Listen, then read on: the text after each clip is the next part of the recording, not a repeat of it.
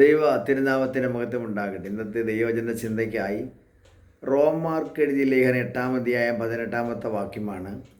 നമ്മിൽ വെളിപ്പെടുവാനുള്ള തേജസ് വിചാരിച്ചാൽ ഈ കാലത്തിലെ കഷ്ടങ്ങൾ സാരമില്ല.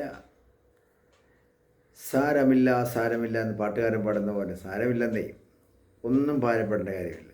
കർത്താവ് നമുക്ക് വേണ്ടി വലിയ ചെയ്യാൻ കൂടെ ഉണ്ടല്ലോ. അപ്പം നമ്മുടെ കർത്താവ് മുമ്പിലുണ്ട് അല്ലേ? നമ്മുടെ കർത്താവ് മുമ്പിലുണ്ട്. വിശ്വാസത്തിൻ്റെ നായകനും പൂർത്തി വരുത്തുന്നവനുമായ യേശു മുമ്പിലുണ്ട്. അതുകൊണ്ട് ദുർഘടങ്ങളോ ദുർശക്തികളോ വെല്ലുവിളികളോ കഷ്ടങ്ങളോ വേദനകളോ ഒക്കെ വരട്ടെ, സാരമില്ല, കർത്താവ് കൂടെ ഉണ്ടല്ലോ. അതുകൊണ്ട് നാം വിശുദ്ധിയോട് കർത്താവിനോടൊപ്പം ചേർന്ന് നടക്കണം. കർത്താവിനോടൊപ്പം നടക്കണം. കർത്താവ് നമ്മളോടൊപ്പം നടക്കത്തക്കവണ്ണവും നമ്മുടെ ജീവിതത്തെ അനുഗ്രഹമാക്കി നൽകേണ്ടതിന് സ്തോത്രം ചെയ്തുകൊണ്ട് ആയിരിക്കണം. നമ്മൾ ആവശ്യമില്ലാത്തൊരു കൂട്ടുകെട്ടിലും ചെന്ന് ഏർപ്പെടരുത്. നമുക്ക് കൂട്ടുകെട്ട് കൂടാനുള്ളവരോട് മാത്രമേ കൂടാവൂ. ഒരിക്കൽ ഒരു തവളയും എലിയും കൂടെ കൂട്ടുകൂടിയ കഥയുണ്ട്.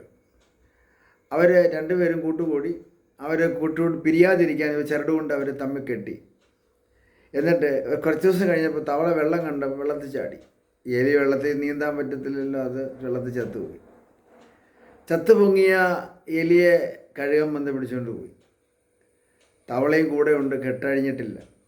പിന്നീട് കെട്ട് പൊട്ടി തവള പാറയിൽ വീണ് തകർന്നു പോയി, രണ്ടും ചത്തു. അപ്പോൾ ആവശ്യമില്ലാത്ത കൂട്ടുകെട്ടുകളാണ് ഇതെല്ലാം അല്ലേ?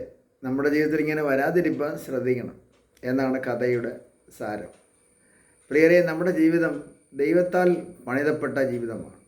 ദൈവമാണ് നമ്മുടെ അടിസ്ഥാനം. ക്രിസ്തു എന്ന പാറമേൽ നമ്മുടെ വീട് പണിതിരിക്കുക.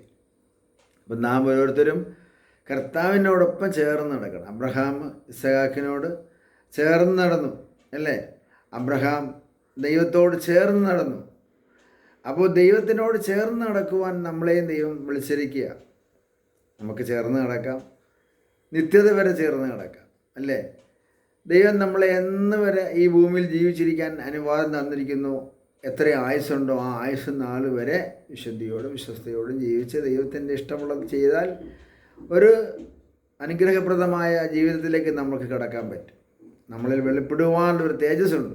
ആ തേജസ് വിചാരിച്ച് സന്തോഷത്തോടെ ജീവിക്കാൻ ദൈവം നമ്മളെ ഈ വചനങ്ങളാൽ സഹായിക്കട്ടെ.